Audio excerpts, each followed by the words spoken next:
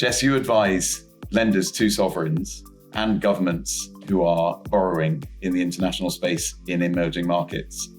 Can you start us off by just introducing us to the concept of sovereign risk and telling us a bit about it? Sure. So sovereign risk is the risk that a government may default on its payment obligations or introduce actions which would prevent a lender from recovering its funds. And sovereign risk kind of comprises lots of different types of risks. So expropriation, convertibility and currency exchange issues, political instability, changes in regime, and the difficulties in enforcing judgments against sovereign entities. And sovereign risk is prevalent on all cross-border transactions, but more so in sovereign lending. Unlike corporate borrowers, sovereigns are not subject to insolvency regimes. Really, they are making the repayments voluntarily and depending on economic, social, and political factors. And in recent years, sovereign risk has become quite prevalent given the sovereign defaults in Zambia, Ghana, and Ethiopia. And so structuring for sovereign risk has become quite front and center of people's minds as they're structuring transactions. So I can see it's a key risk factor in those kind of transactions, and particularly where there's sensitivity to the risk of default.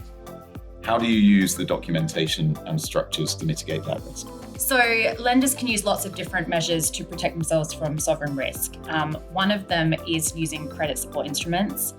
We often see the involvement of export credit agencies, guarantees from the World Bank, insurance policies from the likes of the TD and other political risk insurers protect against risks such as expropriation, convertibility, transferability, breach of contract.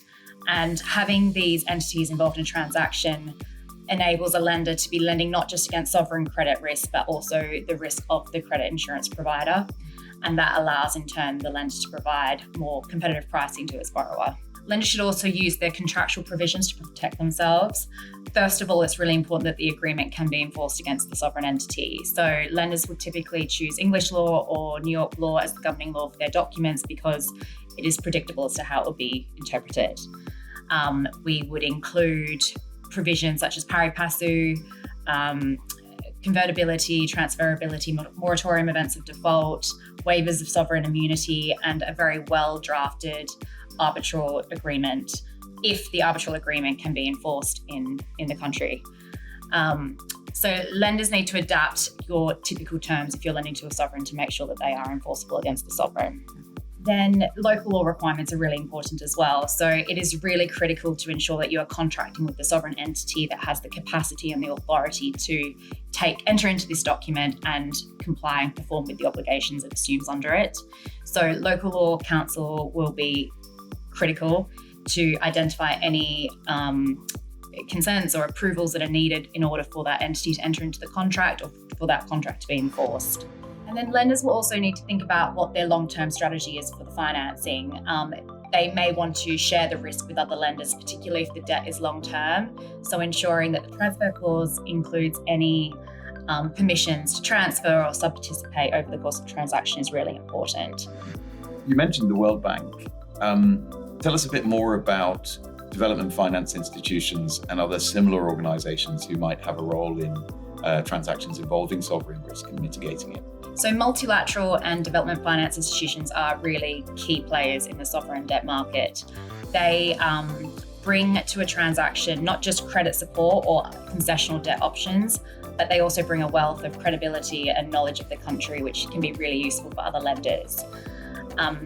Multilateral and development institutions, they are comprised of member countries who are either donors or borrowers of debt.